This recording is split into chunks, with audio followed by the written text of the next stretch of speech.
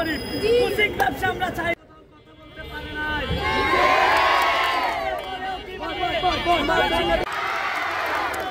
শিক্ষা প্রতিষ্ঠানে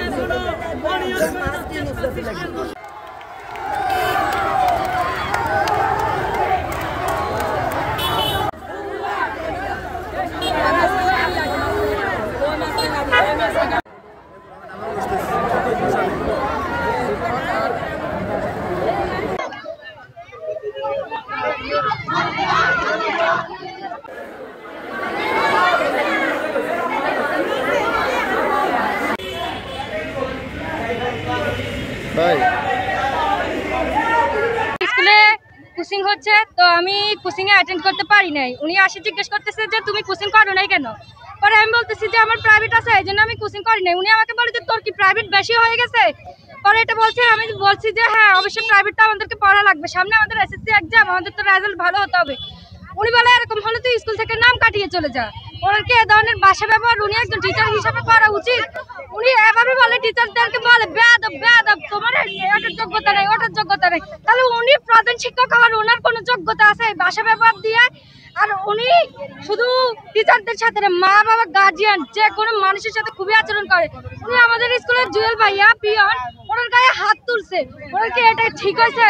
উনি ছেলেদেরকে মারে। রীতিমতো উনি কোচিং এর নামে আমাদের স্কুলে একটা ব্যবসা শুরু করে দিয়েছে। উনি আমাদের হাতায় আমাদের দরখাস্ত লেখে আমাদের অভিভাবকের নামে সই দিয়ে উনি ব্যবসা শুরু করে দিয়েছে আমাদের স্কুলে। উনি আমাদেরকে বাধ্যতামূলক ভাবে কোচিং করানো শুরু করছে। গত 4-5 বছর থেকে স্যার ম্যাডামদের প্রতি একটু বেশি হেড দিতেছে, এরপর আমাদেরকে একটু বেশি হেড দিতেছে। টিচারদেরকে বলে যে ওরা নাকি শিক্ষকের যোগ্য না, উনি নাকি ওনাদেরকে না আনলো উনি শিক্ষক আসতে পারতো না। আমরা কিছুর জন্য গেলে আমাদেরকে বলে যে থাপ্পড় দিবে, আমরা বেয়াদব। আর কত রুডলি গালিগালাজ করে। আমাদের সমস্যা যখন উনি যখন আমাদের হেড স্যার, উনি আমাদের প্রধান শিক্ষক, আমাদের সমস্যা থাকলে অবশ্যই আমরা ওনার কাছে যাব। আমরা ওনার কাছে যখন আমাদের কোনো সমস্যা নিয়ে যাই, তখন উনি আমাদেরকে বলে যে তোমাদের 12 মাসের 13টা দরখাস্ত, মানে আঞ্চলিক ভাষায় বলছে 12 মাসের 13টা ছুটি লাগে।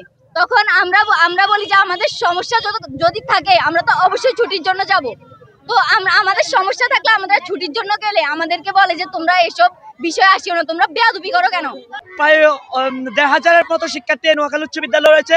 1,000 শিক্ষার্থীর মধ্যেই অধিকাংশ শিক্ষার্থী গরিব পরিবারের শিক্ষার্থীরা।